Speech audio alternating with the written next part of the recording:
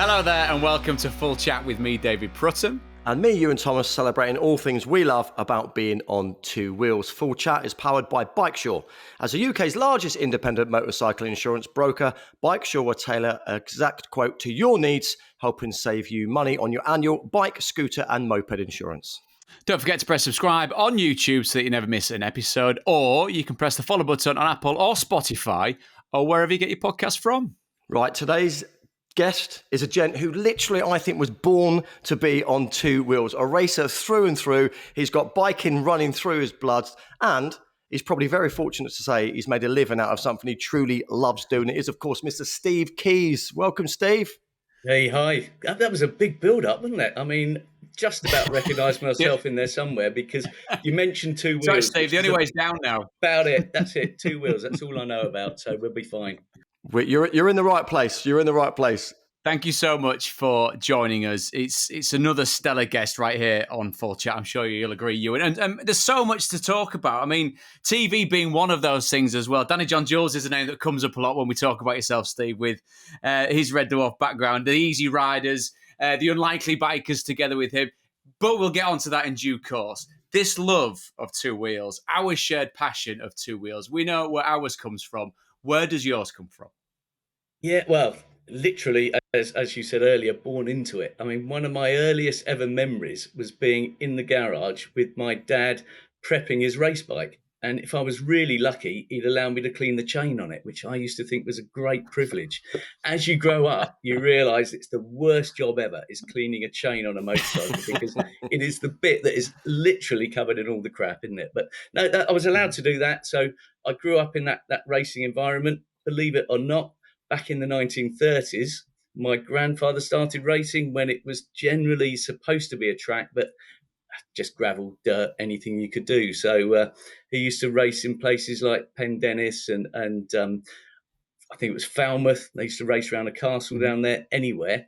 And then original Brands Hatch when it was still a grass track. So he kind of did all right and ended up, unfortunately interrupted by the war, but doing the TT in 1947 for the first time. And he was a good rider, really consistent, managed to win what they called the lightweight clubman's back in those days, which was the Manx. As a newcomer, that's where you rode. So he went out and won that. And I can remember saying to him, how did you win that then, Grandad? He said, I don't know. He said, there was a bloke in front of me, looked like he was going fast. So I thought, if I keep up with him, I'll be all right. And then he managed to pass him, with a few miles left to go and crossed the line and kind of did okay. Interestingly for me, my dad, not having a racing background at all, was massively into motorbikes. So for me, he really pushed me as a youngster onto two wheels, encouraged it, whereas my mum discouraged it and said it's dangerous, I don't want him on bikes. Did you almost have the family where it was always meant to be, your mum's never going to win that argument because your granddad, your dad, they're going to make you love bikes if you like it or not? Or was there a bit of a push-pull kind of situation? Do you know what? There was definitely no push or pull. It definitely felt like the most natural thing to do when you every day involved motorcycles, because they had a motorcycle business as well as a family. So, my dad would come home every day. When you saw him in the evenings, he was taking his bike gear off. We'd all be saying on a Saturday, can we come in with you, Dad? Just so we could ride on the back of the bike and be around them. So it was a real sense of family and belonging, which anyone that rides a bike understands. But it was kind of supercharged by the fact that we were immersed in it. So I found it really difficult to not have bikes in my life on a daily basis. So, when we were old enough, and there used to be all sorts of weird things down the shop, we used to go down there and ride them. And to this day, I can't believe that my dad would stick us on a bike. And the shop that they had was in an old mews. So I think he worked on the theory that we could really only bounce off walls there and it wouldn't affect anyone else. So he just sort of set us off and say, try and turn around and come back again. And most of the time we did. But, it's like as you get a bit older, when they went out, we used to go and nick bikes out the garage at home. And I remember me and my brother trying to pull wheelies down the garden so you could pull the biggest wheelie. I think I was like 10 or 11. And it was all going really well until my brother went straight through the shed door. I mean, it was hilarious. But as you can imagine, my dad wasn't actually best pleased on that one occasion. I think we were banned from riding for at least 3 days. Yeah, it's, as Ewan says, it's staggering, isn't it? Because it seems, and we've had such a glorious opportunity on here, Steve, to talk to so many wonderful people, you very much included in that. And it's everyone's path to it is slightly different. This is the one that I've heard that's the most kind of inclusive, almost, well, yeah, well, why wouldn't you be right? You know, when some families would be, why on earth are you riding a bike? Yours would be like, well, yeah, of course you're going to be riding bikes. And that, tracing it back all the way to when you talk about your granddad on grass race tracks and the TT kind of post-war. I mean, that it's a proper place in history for you and your family, that little island, isn't it? Yeah, so I'm going to tell you 2 funny things and 2 facts about that. So first of all, who runs the Isle of Man? It's called the House of Keys. So it seems like our natural home. And then the second really amusing thing is I've never been there, to my dying shame. So all the time I was old enough to race, I said, I'm not going because I will kill myself if I race around there. And now I'm that much older. 3 times I've tried to get over there. So the first time, obviously, 2020, everything was planned. Guess what happened? Yeah. And then the last couple of years, work's just got in the way. But I am going to go. I am going to go. And I know it sounds really cheesy, but I know when I touch down or ride off the ferry onto that island, it will be a sense of belonging and a sense of home. And I actually can't wait to get over there.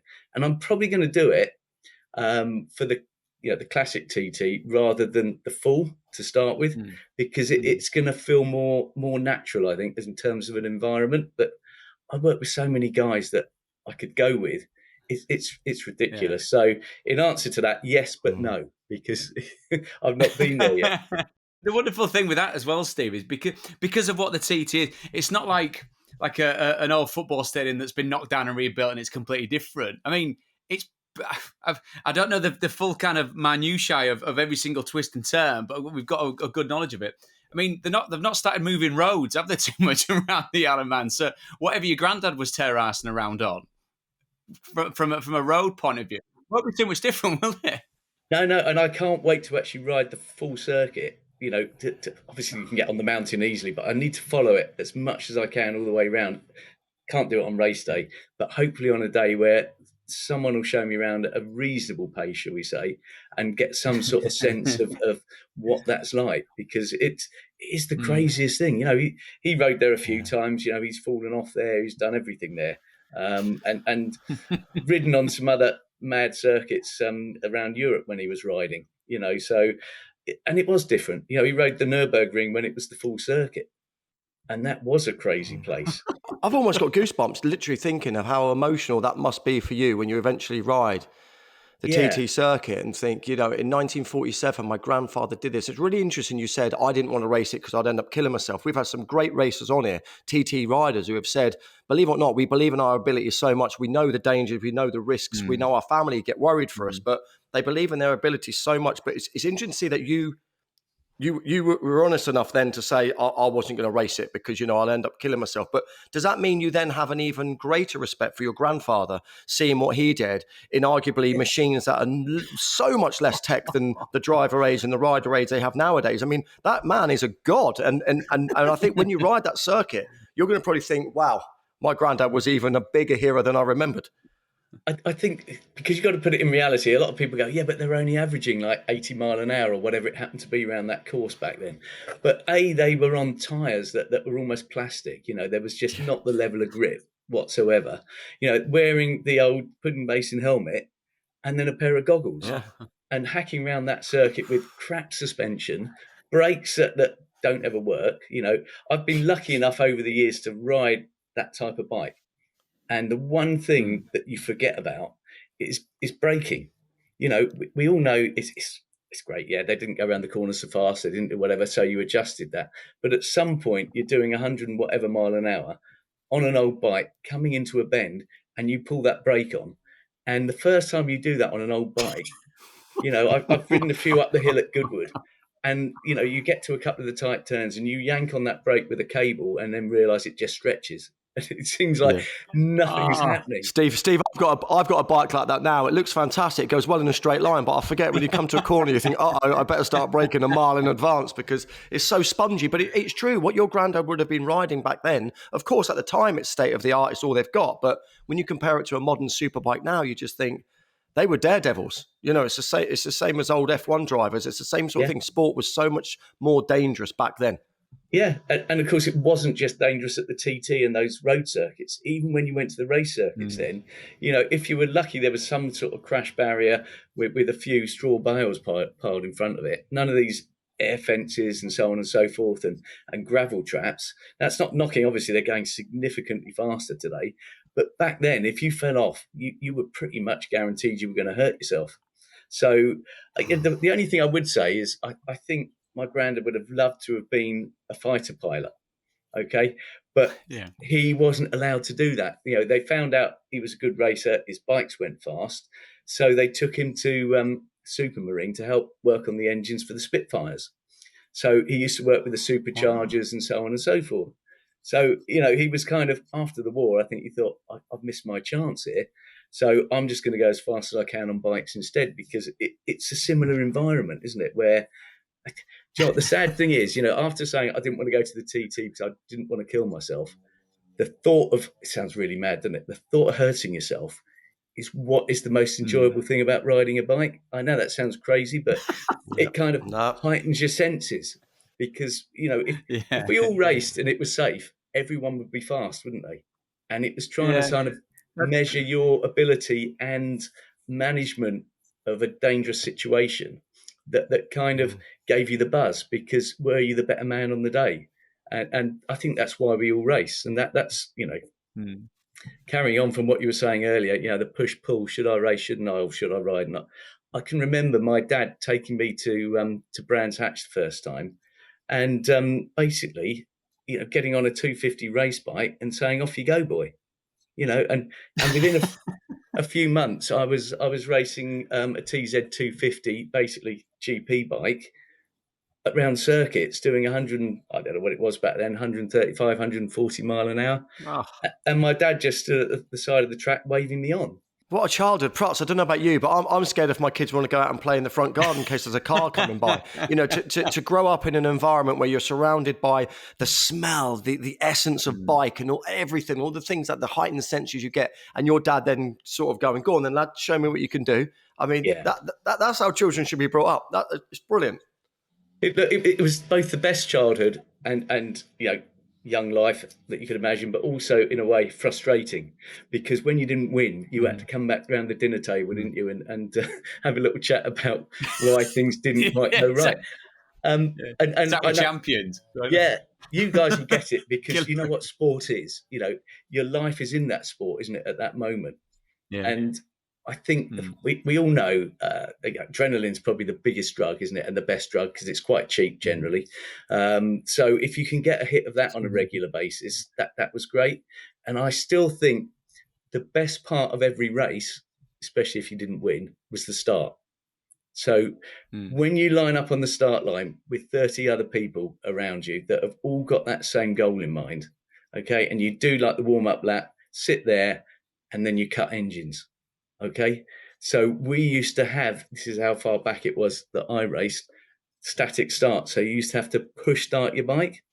So can you imagine 30 of you sat on the start line, everything goes quiet and you're waiting for the lights to change.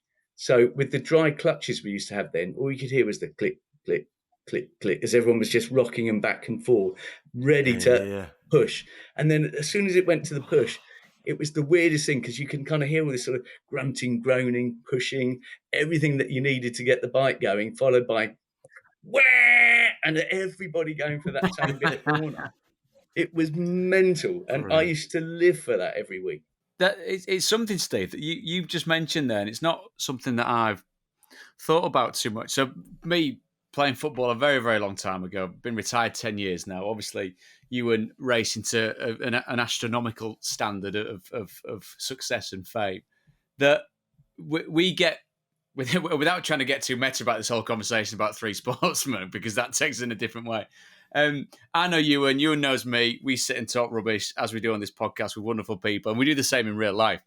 But if you sit and think about, like, you look at what Ewan's done, you look at and you talk about your racing career as well, and your father and your grandfather, it then boils down to, as you think about it as an older person, exactly what you're saying there, Steve. Because for that length of time that match lasts, that running race lasts, that motorcycle race lasts, absolutely nothing else matters, does it? And as you get older, other things come in, and you get responsibility, and you've got to do this, X, Y, and Z, and you've got to live kind of normal lives, haven't you? But it just instantly transported me back there to where if you were playing football at 3:00 on a Saturday, 7:45 on a Tuesday, everything was geared around that, and then you couldn't wait to get to the next one. You couldn't wait to get, because for 45 minutes a break, 45 minutes, literally nothing else mattered. And you look back on it now, and it all seems a bit trivial, doesn't it? As older men, you go, right, so that's what we did, and obviously super, super fortunate, but it's so trivial, but it's so beautiful because none of this, you know what I mean? None of this staring at your phone and looking at things happening all over none of this stuff. It literally,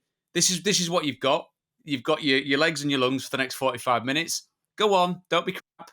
It was as simple as that, wasn't it? And on a bike, that's even more amplified because it's life or death. Exactly that. And I think, I've, as we've said already, I've been truly lucky and privileged to have been around the sport for as long as I have. And when I raced, believe it or not, until you had a full motorcycle license, you couldn't race. So there was none of this starting early. So you kind of had to do your training in the background when you were kids and invent stuff or go motocrossing. And I was crap at motocross, and B, I've always thought that it's best to have at least one of the wheels in contact with the ground at all times. Otherwise, it's going to lead to trouble. And of course, in motocross, it's exactly the opposite, isn't it? Half the time you're up in the air. So I definitely wasn't a flyer. So I stuck to it. 17, I started racing. Doing what we do now, and my dad, setting up this Fab Racing, both race and in effect academy, to get British youngsters. Sounds amazing, by the way. Yeah, and I mean real youngsters into the sport at an affordable level, which is point A, which is really important. And secondly, on a level playing field. So they all ride the same bike, and we test them, make sure that there isn't someone that's got a big advantage. So the sport is no longer about money, but it's about exploring talent and how to develop talent. How rewarding is that for you, knowing that, some kids can't afford the best bikes? Like you said, you're giving them the opportunity. Perhaps we'll remember a PE teacher or somebody who spotted his talent and pushed him in the right way. You are actually given the opportunity to kids who no longer, or in the past, might not have had that opportunity. I mean, that must be very rewarding for you to see them come through the ranks and improve and become professional riders and help them on that journey. Absolutely. And just to put this in full context, predominantly it's my dad that's driven it, okay, along with my brother, and I've helped out as and when, because I've always had other commitments. So I'm not here to take any glory. It's definitely, my dad leading it from the front. My brother, I've been lucky to be involved from time to time, but, we went on a journey initially, when we decided to set that up. The first year, Scott Redding came along, who I think we all know. And I can remember the first time I went out on track, and I just said, I'm going to go try one of the bikes. So I was on one of the kids' bikes, in effect, but a slightly bigger one than he was on. And I'm going around going, I'm Steve Keys. I'm fine passing people here. Anyway, I came up to this chicane, left-hander, so I sat up, start braking and changing down through the gears, and this kid came past me changing up, and I'm like, what the is going on here? And then I saw him, I thought we're in trouble. Like, he is going straight on it. And then the next thing, he sort of dabbed on the brakes, slammed it on its side, round the corner, out through the chicane, gone. And I almost missed everything because I was in absolute total awe. And it turned out this was Scott Redding, and that's the first time I saw him, and then obviously met him. Just raw talent. Yeah, but he'd been racing, to be fair, on mini moto before we got to that stage. But right from the start, it was raw talent.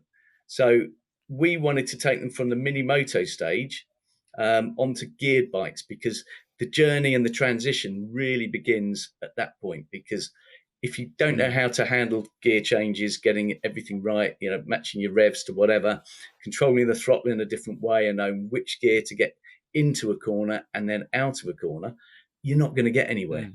So these mini GP bikes that we run them on, a 6-speed gearbox, literally miniature versions of what at the time was 125 GP. And we ran it up 50cc, 70cc, and then 80. But yeah, Scott just took to it like a duck to water. And, you can imagine, having worked with him from when he was 9 going on 10 years of age, within that short space of time, him going to the British Grand Prix, with the Fab Racing logo on, and winning his home Grand Prix at 15 years of age. Now, that was a day. That was a day. And that, I think, is that's when my dad knew it didn't matter what he'd spent on it. It was worth every single penny. Glorious. I mean, that's just blowing my mind because my daughter's 15 and she's probably still in bed at this time. And that's saying that's pointing a finger at that she's not gotten a motorbike and done that. But with that, again, there's so much publicity about a young footballer making his way up. And I'm intrigued to hear both of you on this, because that ability versus the drive of the individual, like yourself, Ewan, with running and that want, that need, that desire to be as good as possible. And what you're saying there, Steve, about seeing kids that inherently sound fearless. And I mean fearless in the best possible way, because the thing that we found with chatting to some really successful riders across the board is that very lazy stereotype of you've got to be a bit mad is rubbish. You've got to have a healthy fear of what you're doing, but be fearless enough to be able to throw yourself into it. And it's seemingly, you talk about a 9 or 10-year-old there, who's got to be quite technologically minded once you start moving into gears and how you approach degrees of angles and how you go into corners and how you come out of corners. That ability to see what a kid can do naturally and what, say, yourself and your dad put into this with the training side of it. Just give us a little insight into that, because that sounds fascinating, because you say about natural ability, but how much of it can be taught and put into a young person that wants to do it? And well, I'm going to use Scott as an example again, because him and probably Brad Ray, actually, they were both very similar to work with in a lot of ways, and shared a lot of the same traits. And that's not me putting them in the same box as riders; they're completely different. But when you kind of get a sense of a certain type of athlete, first of all, both of them, without any shadow of a doubt, were a couple of little shits. Okay, they would be into everything. Yeah, and I was about to say, I don't know if you see yourself in this, Ewan, but the minute they weren't on the bike or doing, what focused them, they were gone. That they would find something to do to get themselves in trouble. And I don't, not in a horrible way, but you know what I mean? It's just, they can't help it. There's something, and then they turn around and go, "Oh, I've just broken this. I didn't mean to." That sort of scenario. So their minds worked in a way that they needed the right sort of stimulation. And I'm guessing school wasn't right for them. So you need the grounding, but you know what I mean? That wasn't where they learned. They learned what they wanted in life by riding a motorcycle. And it was just phenomenal to see, because we can't take any credit for training them. We merely provided facilities that enabled them to explore where their talent would go, and do that in a safe way, which is ultra important, obviously, because we're dealing with kids here. So I think you're doing a disservice to yourself there. My sport is very, very basic. Well, my event, I used to run around in a circle, as silly as it sounds. I mean, it wasn't hard. You needed a pair of running spikes, some running kit. It's relatively inexpensive, but you're talking about a sport which is a massive team behind the bike. You can't just say, here's a bike, go ride it. Someone's looking after it, someone's tuning it, someone's servicing it, someone's guiding it. So I think, what you and your dad and the family have done is you've given these obviously naturally gifted riders that opportunity to explore their talent in a way where it takes the stress away from them. It takes the financial burden away from them. And it also perhaps takes a bit of the pressure, parental pressure or something, because you're helping them. And I think, it's amazing that you've helped riders such as Scott.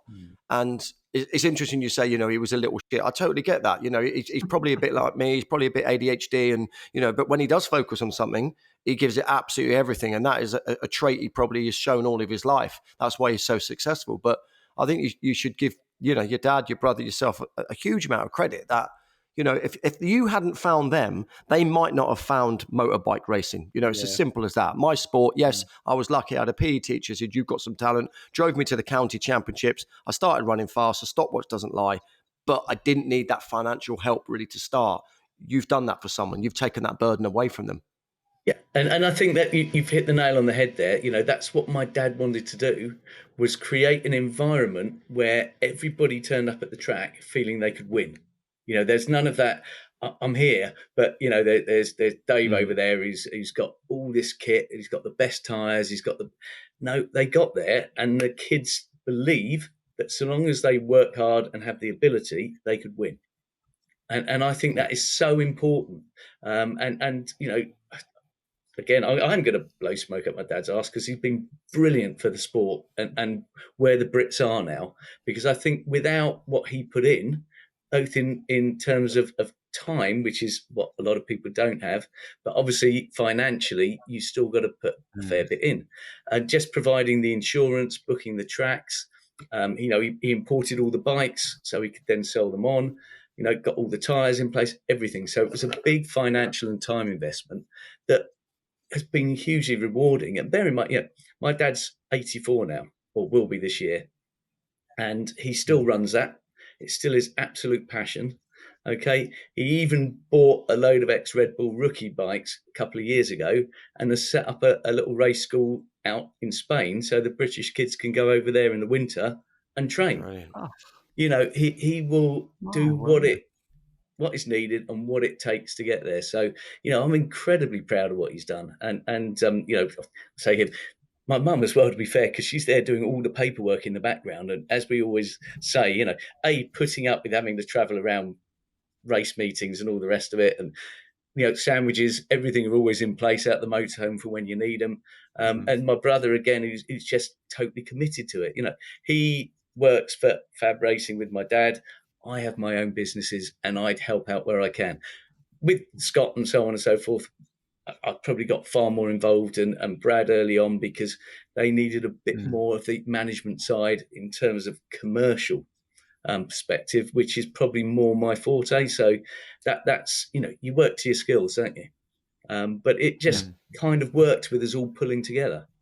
And then, you know, back in, you know, I can't remember the year now, I think it was 2018, when Fab Racing became the official road to MotoGP in the UK. That was a phenomenal achievement. And obviously, Danny Kent going on to become world champion and the first British world champion since Sheen, who'd also come through the system. And then I tell you what scared me or amazed me. I don't know if you saw BSB this weekend, but you know, you had Brad Ray, Rory Skinner, and Kyle Ryde, pretty much podium lockout, wasn't it, with those three? And they're all Fab Racing riders. Well, it must be such a proud moment. It's. I mean, and that's probably why you talk about your old man being nearly 84.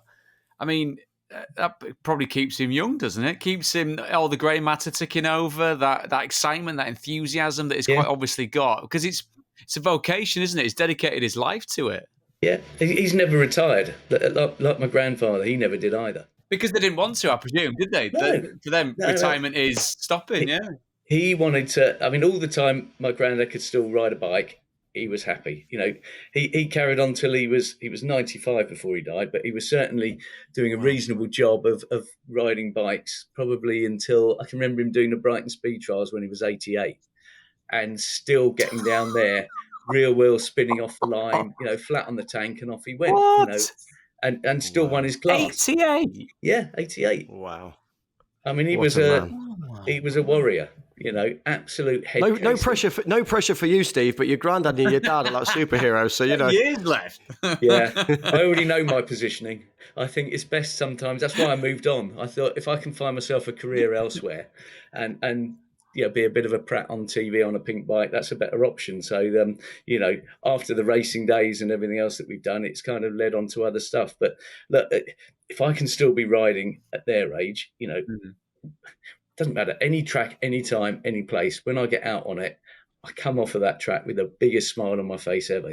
And when you lose that, I think it is time to literally hang up your leathers and get a pipe out, put your slippers on and sit down and watch TV and grow tomatoes. But that's just not me at the moment.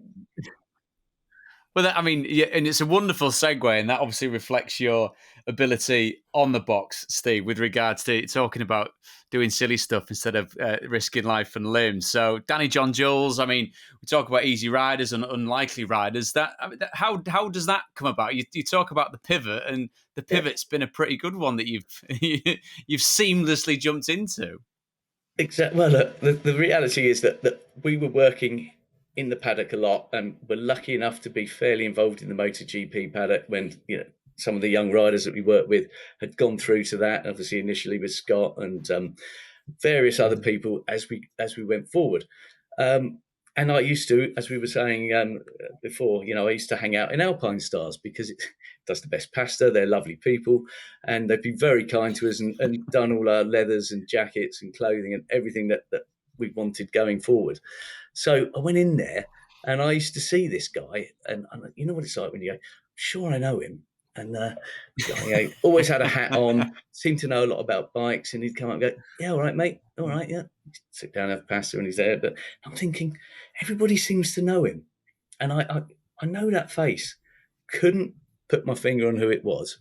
Anyway, about 6 months later, I'm at the NEC motorcycle show, and this guy comes running up to me. He goes, Steve, I understand you're the man to talk to. About what? You know, he said, I want a pink Yamaha, and everybody tells me you can sort that for me. I'm like, well, okay. And I'm thinking, I've got a sale out of this, because at the time I had the Yamaha dealership. So I thought, great, you know, happy days. Walk this way. Mm-hmm. So I go over to Yamaha, and I say, oh, yeah, this is Danny. And the guys go, yeah, Danny, oh, we bloody love Red Dwarf. Anyway, you know, when the old like cogs start going, the penny drops. I felt such a wally. And I'm going, of course, it's Danny John Jules, isn't it? And then I'm like, that moment. Anyway, I don't know how it happened, but within a few You wouldn't have had the teeth in there, would he? No, it didn't have the teeth in. Had the hat on. I don't know who to blame. But and I've always been a Dwarf fan, so I don't know why it didn't twig, but it didn't. But yeah, we agreed to build that bike. He went over to the TT and did a lap of the TT on it as a promotional thing. And after he did that, he phoned me up later that year and he said, I've got a brilliant idea. He said, I know we're going to Valencia MotoGP because we'd agreed we were going to go there. He said, let's ride down there. And I'm like, oh yeah, mega, mate. I'm up for a ride anytime. Love it.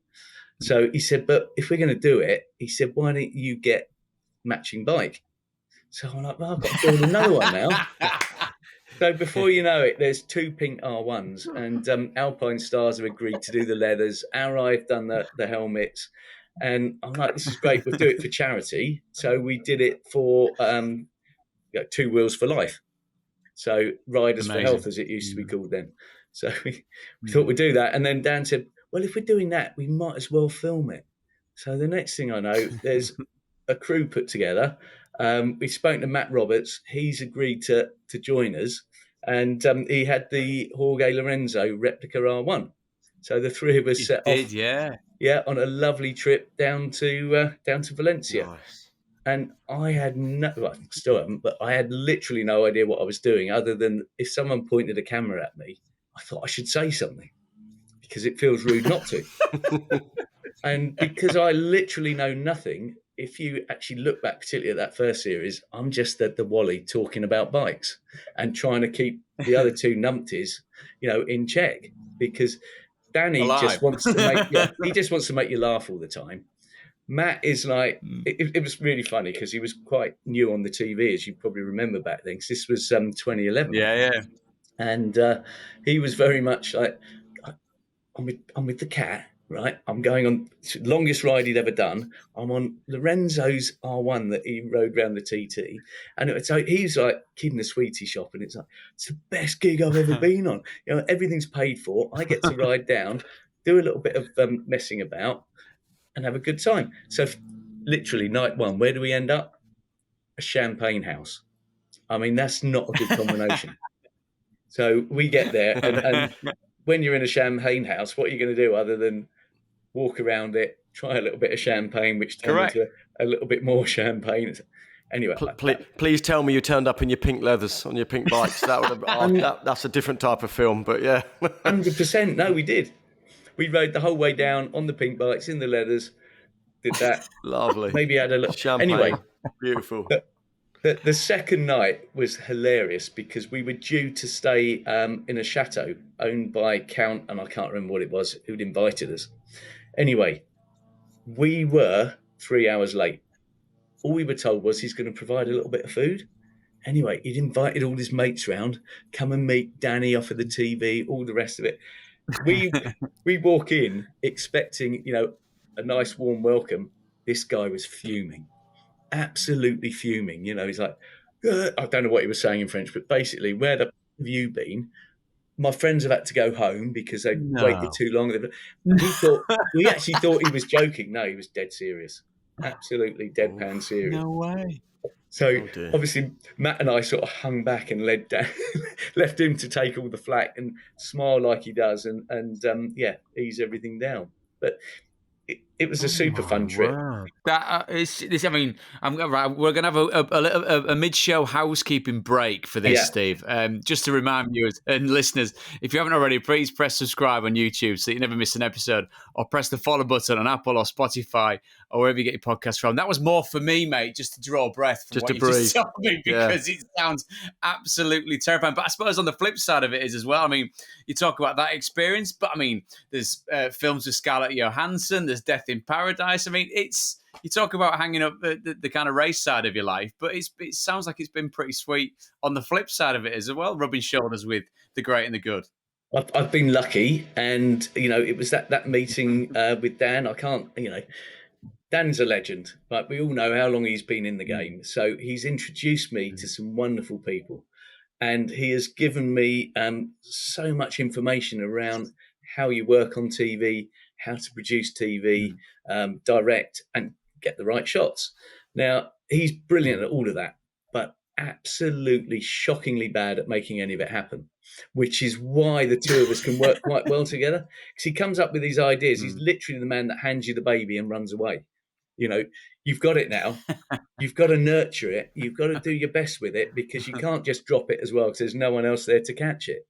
So, working on that film with Scarlett Johansson was both the best and scariest thing I've done. I was really fortunate to work on that with a guy called Jeremy McWilliams, who I'm sure you'll all know, quite a handy rider. And I wasn't really involved in the film, other than getting a call from the casting agent saying, look, we need someone that rides bloody fast.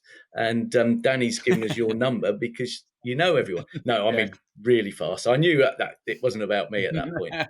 So I said, well, what do you want them to do? And they said, well, basically, don't worry about the acting side of it. They don't need to act, but they do need to ride fast, and they need to look good on a bike. So I concentrated on the look good. So initially I put Toseland forward, and then Hodgie. Obviously. And they're both like this. I'm surprised Hodgie was second. I thought you said look good. I thought Hodgie would be at the bottom of the queue. Anyway, so I put those in, and they just basically came back going, no, they're too good looking. And I'm like, oh, okay, well, what are you looking for? And I think Jeremy knows this, but I don't know if he does actually. Anyway, they said, we need someone that is going to scare you. When he turns up somewhere, he's a scary looking bloke. Now, anyone that knows Jeremy knows that it's exactly the opposite. He is one of the nicest blokes you'll ever meet. But when he puts his race face on, he's going to scare the bejesus out of anyone that's coming towards him, which is what they wanted. So I sent a picture in of him looking like moody, sat in the chair in the garage. I can't remember what race it was. The minute the director saw it, he went, that's my man. So I hadn't even told Jeremy or anyone that I'd put them up for it. So I don't even know if Hodgie and Toseland know it, but that's the reality of what happened. It's not a bad way of not getting a job with Scarlett Johansson, because you're too good looking. I think JT and Hodgie would love that compliment. Yeah, maybe we should cut that bit. Yeah, maybe. No, definitely leave it in. Anyway, so I spoke to the director and I said, like, do you want to speak to Jeremy? And he said, no, not really. I said, well, he said, if you can make it work, we want him. So I said, we're basically, as they say in the industry, I can go straight to offer. And he said, yeah, just go and offer him the part. So I phoned Jeremy up and I said, I didn't know him that well. I said, it's Steve Keys here. Like, yeah, who? Who's Steve Keys? Anyway, I explained and I thought, he still doesn't remember who I am. But anyway, it doesn't matter. I said, anyway, I've got you a part in a film with Scarlett Johansson. You can imagine he's going, off. All he said was, who the fuck is it? Did not believe that. It's one of his mates winding him up. And it just took the first half an hour to convince him that this was a serious thing. Anyway, I said, look, all you got to do is speak to the director and show him what you look like in a pair of leathers. And he's like, what do you mean? I said, it sounds weird, but he'll want you to walk round a corner and look into the camera. I said, but just get whoever to film it on a phone. So he did that, sent it to me, and he said, I just feel like a complete idiot. Sent it in. That was it. He got the role.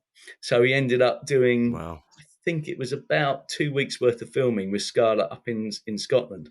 So I've got a Scarlett Johansson story in it, and you won't be surprised to hear it lasted 2 minutes, but not for the reason you might be thinking, Props. I got sent to interview her at one of these press junkets. I think it was Captain America, or she was riding a Harley in a film, and I got sent to from BT Sport to go and interview her. So you sit down at these press junkets, and you only get 2 minutes with a superstar, right? So she sat down, he sat down, I was chatting to her, and I thought, being a bit younger and being a bit naive, she was flirting with me. She goes, oh, I like your ink. I went, oh, really? Yeah, well, this tattoo's from this. She goes, oh, you work out? I went, yeah, I used to be an athlete. And I'm chatting away. And behind her, out of vision, the agent's gone to me, like, you've had your 2 minutes. And I went, what? They stopped. I said, what do you mean I've had my 2 minutes? They said, it starts from the moment she sits in that chair. And I ain't even asked her a question. I went back to BT Sport. They said, what did she say about the bike? I went, nothing, but she liked my tattoos. And I was like, I got nothing from her. But yeah, so I had 2 minutes with her, not 2 weeks. So Steve, you've got some amazing stories. The way the bike world has led you to do some brilliant stuff. But in terms of bikes yourself and the collection, obviously being part of the team, your family team, you've had a dealership or two. What's in your bike collection right now? What's your go-to bike? You still riding? Yeah, look, I'm riding. I've got at the minute, I think 14. So a lot of them, just a few, are old race bikes. So I've got some TZ Yamahas, Honda RS 125, another old Yamaha. A lot of race bikes. I've got the two pink R1s that Danny and I have ridden in the past because we can't not. But my go-to bike, weirdly, I've got two at the minute. So I've got. We were talking about how everything's a little bit strange, but an XT660 Yamaha, which is a single cylinder, so a bit of a plodder, sit upright and just enjoy life. Now, I love riding that because it takes me to that world where you literally don't care what's going on. So I'm not, in race mode. I'm sat up, gliding down country lanes, wherever it takes me. And it's one that Danny has got the same bike, funny enough. We rode around one of our European trips. So it brings back a lot of memories. It's great. It's perfect. And then I've got an XS 650 Yamaha. So a 1980 job with brakes that don't work, tyres that are slightly dodgy. It kind of takes me back to my youth. And because I'm a bit of a tight ass, I don't have to MOT it, okay? And I don't have to tax it. So that one's really cheap to run. But I just like both of those bikes give me the sense of freedom that I want on the road rather than the track. And I think that's really important to actually get out and enjoy biking because it is about being inclusive. And those bikes, no one's going to get intimidated or upset by them. No one's going to come past me asking for a race. I can just go out, enjoy my life and end up wherever we want to go on that day, really. Well, that sounds absolutely perfect, Steve, and leads us beautifully into final question time, which is your fantasy ride. So I want you to create an idyllic mental image of where you are, what you're riding on, who you possibly could be riding with. Oh, and of course, if you want to chuck a wonderful soundtrack in as well, we'd be most grateful. What is it? Yeah, so fantasy ride. We all know this is a really difficult question to answer, but I think I'd have to go to America because I've not ridden over there before. And then Mhm. where would I go? Definitely not Route 66. I don't mean that in the wrong way, but I kind of feel like that's been done. But I do feel like Yes. starting in California so I can enjoy a little bit of Nice. sunshine and then just head south. But hopefully, I'd love to get into South America and start riding through there and enjoying that sort of vibe and the party atmosphere, everything that you get down there, that sort of great music, the great vibe, people you can chill out with. And who would I go with? There's so many different people. I've got to say, I would take Dan with me because we have a good laugh. So Yeah. he's The kind given. of, Come on. yeah, he's the sidekick given. But I think he'd agree with me on this. I think we'd go with, because this is hypothetical, Mike Howard. Because to Nice. both of us, Yes. he's a huge icon. You can't even say hero. He's an icon. And I think back in the day, he summed up what bike racing and everything was about. And we've actually started doing a kind of a documentary about him and working with his son, Dave Howard, who I've got to know really well. And I was lucky enough to actually ride one of Mike's bikes. So one of his 500cc Hondas from back in the day, which we won't have time to cover today, but I rode with Freddie Spencer. Moment. Anyway, so got to do that. But he is, from everything that everyone's told me, the essence of motorcycles. And he would take us on a journey that we would never forget. And it would be in the right part of the world because he used to love travel. He would be the guide. Do you know what I mean? Because we just say, Mike, what we're doing, where we're going. And then I think we all know this as well. He was a party animal. So the evenings are going to be absolutely rocking. Wild. And just listening to his stories. And then soundtrack. Do you know what? I'm quite diverse in my musical taste, but I probably would go back to my youth. I love a bit of Terry Hall. So just getting some of those sort of, 80s bangers on there. Again, I love The Cure. So, I think Robert Smith, Terry Hall would probably be my soundtrack because that just puts me in my happy place. I could zone out, be riding the best part of the world with two people that I really admire and probably have a beer or two on the way down. Why not? Sounds like a dream. All on pink bikes, Steve? No. Okay, in terms of bikes, that's a bigger point. Because I love them, but they're so uncomfortable.